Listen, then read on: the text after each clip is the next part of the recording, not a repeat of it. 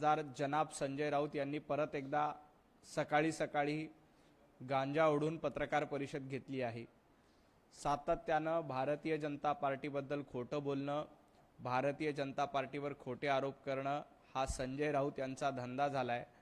आणि आज तर संजय राऊत हे उभाटा गटाचे प्रवक्ते होते का पवार कुटुंबियाचे प्रवक्ते होते का काँग्रेसचे प्रवक्ते होते असा प्रश्न पडावा अशा पद्धतीची पत्रकार परिषद संजय राऊतांनी घेतली। सातत्यानं नको तिथं नाक खुपसणं, नको त्या गोष्टीवर बोलणं हा संजय राऊत यांचा बावळट धंदा झालेला आहे। हा बावळटपणा सातत्यानं ते करतायत।